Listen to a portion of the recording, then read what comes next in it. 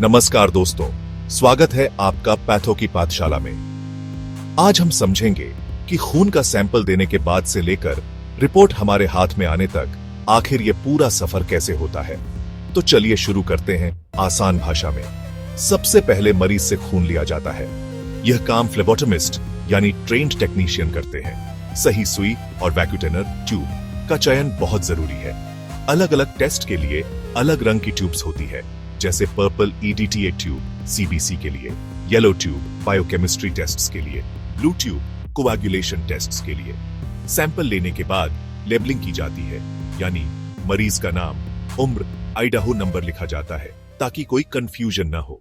Sample लेने के बाद उसे लैब तक सुरक्षित और सही समय पर पहुंचाना बहुत जरूरी है। कुछ टेस्ट में सैंपल तुरंत प्रोसेस करना होता है, जैसे CBC। कुछ सैंपल को आइस पैक पर ले जाकर ठंडा रखना होता है, जैसे हार्मोन्स या एंजाइम्स टेस्ट। अगर ट्रांसपोर्टेशन में डिले हो जाए तो रिपोर्ट गलत आ सकती है।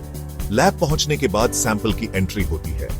इसे LIMS लैबोरेटरी इंफॉर्मेशन सिस्टम में डाला जाता है। सैंपल का बारकोड जनरेट होता है। अब टेक्नीशियन सैंपल को चेक करते हैं कि ट्यूब सही है या नहीं, सैंपल क्वांटिटी सफिशिएंट है या नहीं। अब खून से एक्चुअल टेस्ट किए जाते हैं।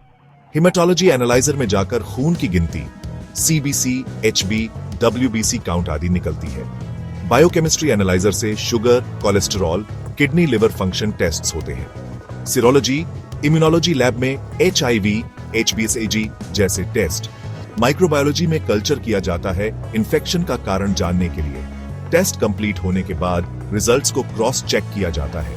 लैब टेक्नोलॉजिस्ट या पैथोलॉजिस्ट डाउटफुल वैल्यूज को दोबारा वेरीफाई करते हैं। फिर रिजल्ट्स को कंप्यूटर में एंटर किया जाता है। पैथोलॉजिस्ट फाइनल साइन करते हैं और तब जाकर रिपोर्ट तैयार होती है। आखिर में रिपोर्ट या तो प्रिंट में दी जाती है या ऑनलाइन पोर्टल WhatsApp के जरिए पहुंचा दी जाती है। अब मरीज और डॉक्टर सही डायग्नोसिस और ट्रीटमेंट शुरू कर सकते हैं। तो दोस्तों, ये था खून के सैंपल का सफर कलेक्शन से लेकर रिपोर्ट तक।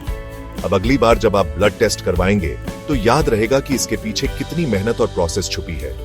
अगर आपको ये वीडियो अच्छा लगा तो पैथो की पाठशाला को लाइक, शेयर और सब्सक्राइब करना ना भूलें। फिर मिलेंगे एक नए विषय के साथ।